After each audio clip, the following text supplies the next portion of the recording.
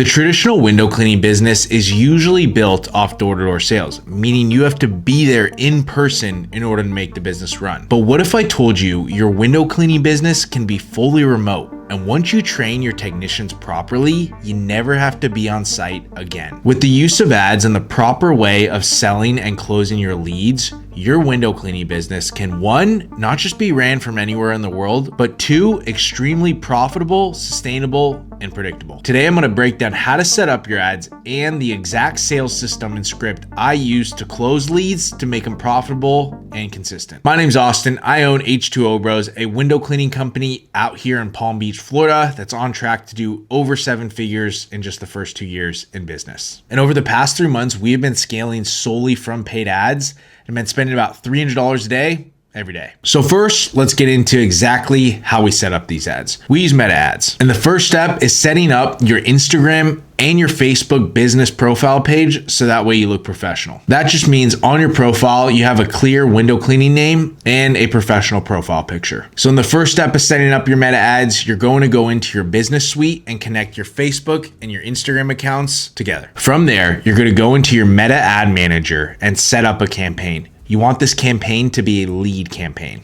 So when you're going in and you're setting your budget, the more you spend, the faster you'll learn. So I like to start out with at least $75 a day, just so you can really gather proper data. I'm also going to add in here, you should do an ad set budget optimization. And after that, you want your conversion location to be set to instant form. Some people like websites, some people like Messenger. I like instant form because it sets just the right amount of friction. So with the instant form, when they click on the ad, they're going to be prompted to a list of questions that they have to click through on the actual app rather than being directed to a website. So you will actually be able to manually preset these questions. So make sure you have name, phone number, address, email, and then 1 or 2 questions like, what service are you looking for? When do you want this done? So now on to the creative level. You're going to want to start with 5 different creatives to test just to see which one performs the best. So it's really important. Listen up. In these creatives, you're going to want a few different things. The first is you want to be in them. This is going to develop a personal connection with the person watching it to put a face to the company name. You want to be wearing a company shirt so that way your company actually stands out. You want to call out the location that you're in. So we're out here in South Florida. So we say South Florida homeowners. And the last little bonus tip is have a clear call to action. Don't make it super complicated. Also, another bonus, do it at a nice house. Nice houses people like. And just so you have a rough understanding what like an ad creative script looks like, so you pretty much want to say something like this. South Florida homeowners, if you're looking for window cleaning, we are offering $100 off for limited time only. We clean all the frames, the tracks, and the sills. So if you want a free quote, click the link down below. Something as simple as that will do just fine. And it's really important on these video creatives, have about 5 different angles. You talking, you actually doing the service, show your technician actually cleaning the windows. And you want to try a few different scripts. Change the way you're explaining your service and also change your offer. You never know what will work in your market. That's a brief overview of all the ads. If you want my exact ads guide that runs everything for H2O Bros, I'll drop a link down below to book a call with him. So if you don't feel like doing it, he can do it for you. So the first metric we want to be tracking is our cost per lead. We want to keep this under $35. If it ends up being over that, we want to make sure that we're testing and shooting more creatives. And from there, if your cost per lead isn't going down, it's probably just your market or your creatives aren't good. And in regards to your closing percentage, you want to shoot for 30%, but anywhere between 20 to 30%, you'll still be profitable. And it's super, super, super important to know you should only be running these ads if you're selling window cleaning service plans, not one-time cleans. So it's important to run ads with only service plans because your lifetime value with customers with service plans is exponentially a lot higher than one-time cleans, so you'll be profitable. So now let's get into how to actually make that closing percentage above 20%. And this is where you're actually able to make money. This is where the needle will move. So the first thing that's going to increase our closing percentage is how quickly we reach out to these leads. This is arguably the most important thing. So when they submit their form on Meta, Facebook doesn't give you any sort of notification. So it's really important that you set this up to Zapier. So that way you get texts right away as the lead comes in. You're going to set up an automation with that. So that way you get a text on your phone number with everything that they put in on their form. We do this through a lead management tool called Rotor. You could use something else like Go High Level, or in the beginning, honestly, just do it manually. So in this text that you're going to be sending them right away, you're going to say, hey, we got your form for window cleaning. Please, when you get a chance, send me a rough estimate of your window count. And then click enter, put your name, enter again, company name. So there's a couple reasons why we format that text that way. First is it's very professional, and it lets them know that an actual person is building out their quote, not just some automation.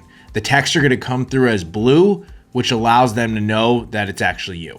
Another reason is because when we go to call them, it's going to say maybe and then your name because you had just sent them a text with your name. So that leads us into the next part. After you send that text, you want to call them right away and call them twice, right? Because that second call is going to let them know that, oh shoot, I got to pick up my phone right away. And you know that they're interested in your service and they're on their phone because they just submitted the form. So it's really important for the sales process that you're inputting exactly what happened on that first encounter. Did they answer? Did you give them a quote? Do they need to check with their spouse?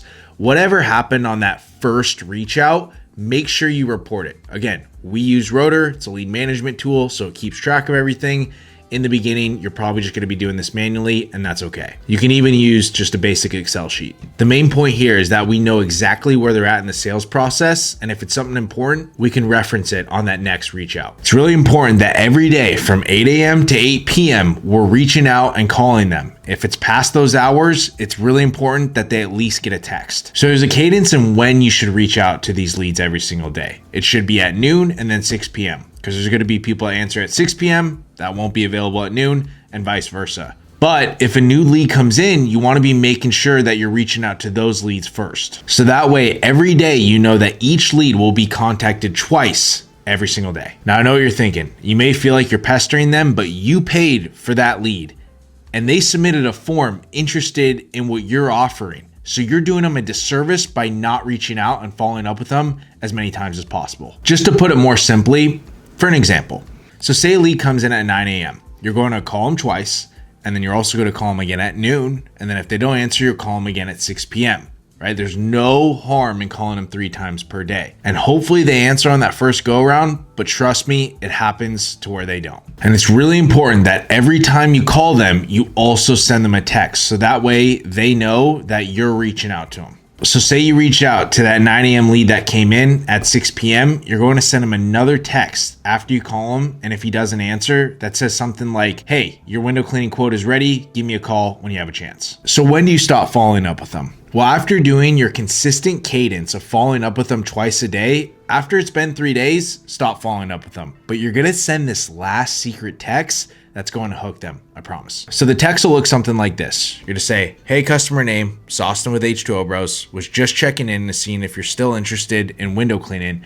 We have your quote ready and are going to be, and then put their city. We're going to be in their city at this date, and then put a date relatively soon. Give me a call when you get a chance. What this does is it's going to make them feel like they're getting left out by not responding. And this will end up getting a lot of your follow-up responses. So now we know how to set up the ads. We know the cadence of how and when we should be following up with these leads. Now let's get into exactly what to say when we actually get these leads on the phone. So they answer the phone, say hello. You're going to say, hey, Bob. Say their name in a really curious tone. And they're going to say, yes. Cool. Hey, this is Austin with H2O Bros. We got your form for window cleaning. I'm just building out your quote right now and had a couple quick questions. They're going to say, yes. And then from here, you're going to ask 2 to 3 very low pressure questions. The questions I like to ask is, do you have any screens around the home? Say, yes. Right? What kind of windows do you have? Out here in Florida, we have impact hurricane grade windows. So it's important to note if they're the more expensive windows, what option we're going to provide. Another question I like to ask is, have you noticed any hard water spots, right? This starts to build pain with them. Know your market, know what questions to ask, but this is how we tailor it towards ours. So then from there, you're going into giving them a couple options, right? It's different than on the doors. On the doors, you're selling them on window cleaning versus on the phone with leads. You already know they're interested in window cleaning. So you're just presenting a couple options, right? And then they get to decide. Now we provide the one-time clean option and the quarterly service plan, right? And we make that one-time clean option less attractive and really expensive. And that quarterly service plan, which is the one we want them to pick, very attractive and a no-brainer. When we're going to this part, I say, cool, so we have a couple options. We have our one-time clean, pretty standard window cleaning, tends to be a bit more expensive. And then we have our protective plan. That's where we come, do a deep clean of all the frames, tracks, sills, all the glass around the home. And then after, we apply our protective coat. It kind of works like Rain-X. Have you heard of that before? They say, yes. Cool. Yeah, so it works like a rain jacket. Water hits it and just bounces right off. So were you looking more for like the one-time clean or more like to keep the windows clean and protected? And if you build value right, they're going to say, oh, clean and protected. Or they'll say something like, I want to hear both options. But the point of all this is to really push for them to pick the protective plan. So let's just say they want both options. So you're going to, again, reiterate on the protective plan. Yes, so for us to come do a deep clean of everything and then application of the coat, it would come out to just $299. And then after that, again, we come out every 3 months to clean everything again and then reapply that coat. So after that $299, it's just $58 a month. Right? And then they ask, oh, how much is the one-time clean? Yeah, so if we did the one-time clean, it would come out to $499. So a lot more expensive, right? That's why most people pick the protective plan. So from here, ideally, they're going to say, cool, let's do the protective plan. All you're going to say is, great, let me write up the scope of work. Make sure you say scope of work, not agreement, not contract. Let me write up the scope of work and I'll give you a quick call back. So now you're going to go over to field routes, write up the scope of work. If you don't know how to do that, there's another video on my YouTube channel. Make sure you watch that. And when you're writing up the scope of work, just ask them a few basic rapport questions. Oh, how long you been in the home, right? How often you get the windows cleaned? Whatever you got to do to just kind of make small talk while you're writing up the scope of work. You send it over, and then it's really important that you go through it with them. So you're going to simply say, cool, yeah, just send it over. Can you pull it up real quick? I just want to go over a couple things on it. There to pull it up.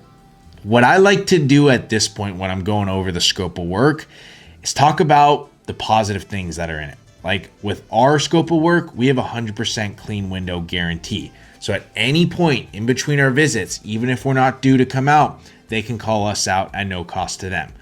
So I simply say, yep, so confirm all the info looks good, great, and our 100% clean window guarantee, right? We're going to come out tomorrow, boom, boom, boom, cool, explain the monthly billing, everything makes sense, and then you get them on the schedule, and then you say, great, cool, we'll see you Thursday at 8 a.m. If you have any other questions, feel free to shoot me a text at this number. Thank you. Have a great day. Boom. So during the sales process, they may hit you with an objection on the protective plan. You're going to simply ask the question, is it the frequency of when we come out or is it the recurring charge? That tells you if you should downsell to a biannual, which if that's the frequency of when we come out, or if they're more so asking about the one-time clean. They don't like the recurring charge of window cleaning. And so if it's the frequency, downsell to a biannual. If it's the one-time clean objection, it's really important you say this line. What I could do for you is just put you on a 12-month trial. That way you can see how the protective coat works. And if you hate it for whatever reason, we can just part ways after. Does that sound fine?